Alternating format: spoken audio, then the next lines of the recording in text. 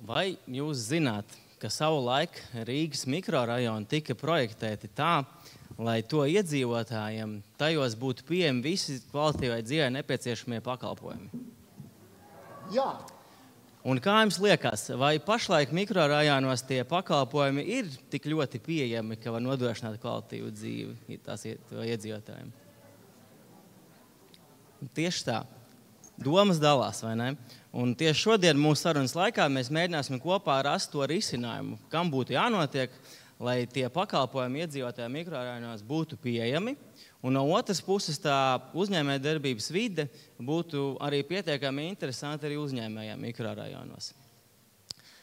Savulaik, kad es studēju Anglijā un Beļģijā, es pamanīju tādu tendenci, ka iedzīvotāji dzīvo ne tikai centrā un aktīvi izbauda savas dzīves, bet arī apkaimēs, mikrorajonos, piepilsētās, pilsētās, visas valsts reģionos un arī, teiksim tā, pat mazos ciemos.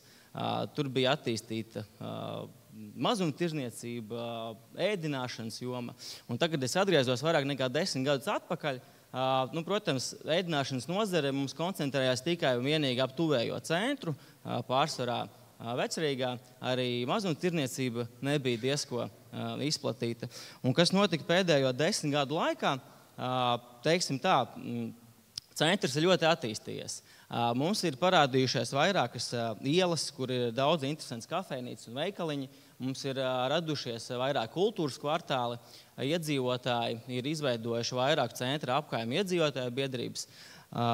Kaut kādā veidā tā attīstība tomēr ir nākusi.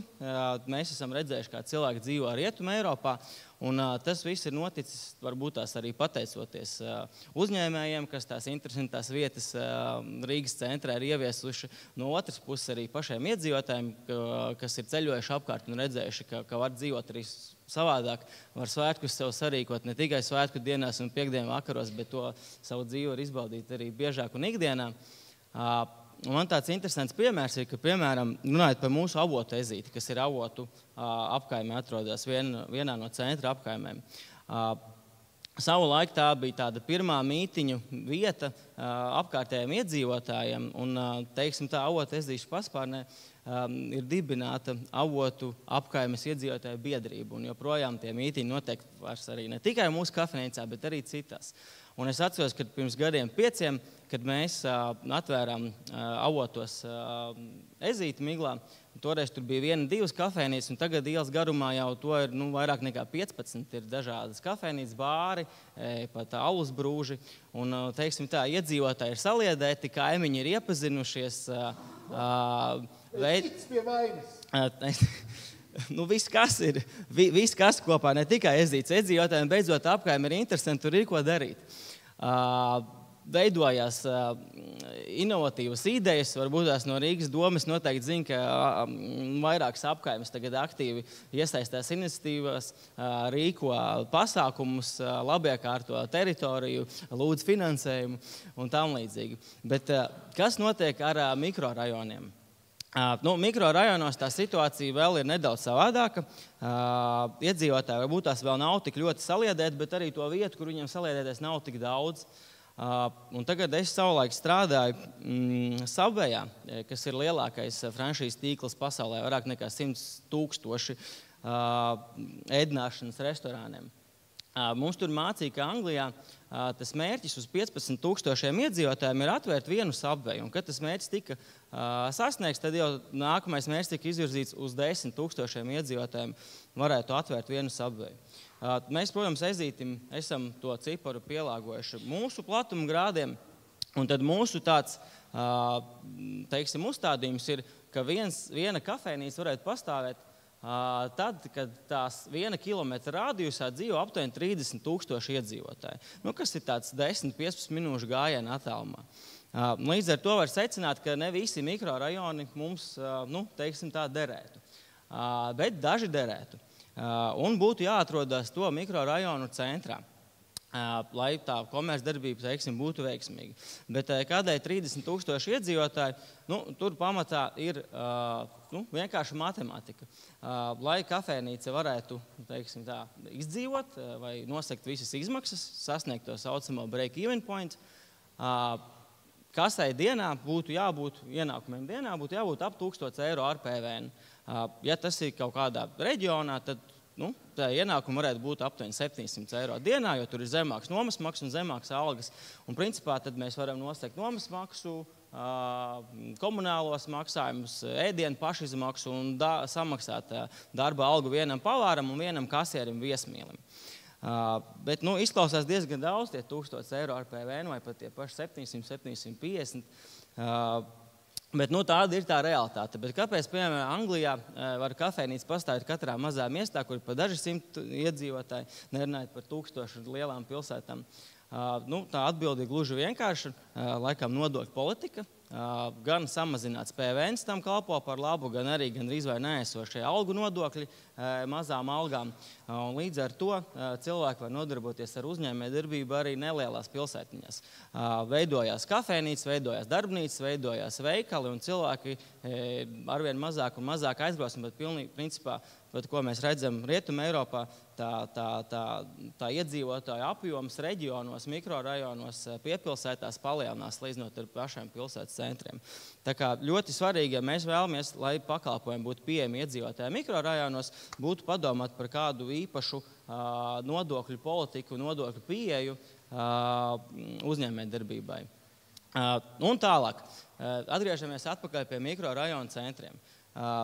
Tā, kad mēs esam atraduši vietu pašā centrā, kur apkārt kilometru rādījusā dzīvo aptuveni 30,000 iedzīvotāji, ar to gluži vienkārši nepietiek. Vai jūs vēlētos ar draugiem omulīgi pasēdēt kādā maigā kafejnīcā, kas atrodas mikrorajona centrā, bet, piemēram, 9 stāvu mājas 1. stāvā? Diez vai ne? Vai jūs vēlētos pasēdēt kādā omulīgā kafejnīcā ar kaimiņiem un ar draugiem, kas atrodas, teiksim, kubikveida tirdzniecības centrā mikrorajonā? Diez vai. Lai kafejnīca varētu veiksmīgi pastāvēt, tai jābūt arī apveltītai ar īpašu auru un jāatrodas tādā interesantākā vietā nekā tās, ko es iepriekš nosaucu. Tā varētu būt 2-3 stāvus augsta ēka, kur 1. stāvā ir kafejnīca, 2. stāvā varētu būt kāds birojs vai kāda cita komercdarbība vai kāds cits veikaliņš. Problēma ir tāda, ka to ēku mikrorajonos ir diezgan maz, jo sevišķi vēl labās centrālās vietās. Un pat, ja tās ēkas tur ir, ļoti reti, kurā ir saskaņota telpu grupa kafejnīca. Un, lai to telpu grupu pārskaņotu, daudz ēkas ir diezgan pasen celtas, un viņas gluži vienkārši pat nav iespējams pārskaņot pēc mūsdienu normatīviem aktiem, lai nomainītu telpu grupu. Līdz ar to es vēlētos aicināt šeit esošos nekustamo īpašumu attīstītājs padomāt par to, aizpildīt šo nišu, varbūt taisīt atsevišķi stāvošas nelielas ēkas, kuras varētu iznomāt arī gan kafejnīcām, gan kādai citai komercdarbībai, kurai varbūt tās nepiestāv gluži tas, kas pašlaik tirgu ir pieejams no komercplatībām mikrorajonos. Un visu beidzot, ka mēs beidzot esam atraduši īsto ēku un īsto vietu mikrorajona centrā, kā jums liekas? Vai mums visiem kopā tagad izdosies to kafejnīcu uzreiz tā vienkārši atvērt, un vai viņi sākas veiksmīgi strādāt? Laikam jau nē. Mums ir jāpadomā par mārketingu, kā mēs varam mūsu kafejnīcu reklamēt, vai ne? Viens no tādiem efektīvākajiem reklāmas veidiem ir izvietot reklāmu, vides reklāmā. Jeb tā saucamie reklāmas baneri, kas ir.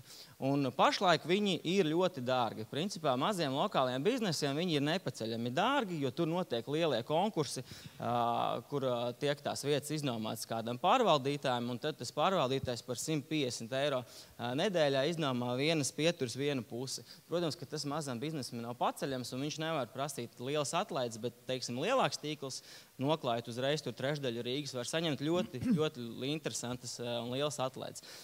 Un pašai, teiksim, kafejnīcai vai veikaliņam saskaņot kādu atsevišķu baneri uz, teiksim, pašvaldības zemes, principā arī neiespējamā misija, jo ir jāsaskaņo ļoti daudzām institūcijām, komunikācijām un tam līdzīgi.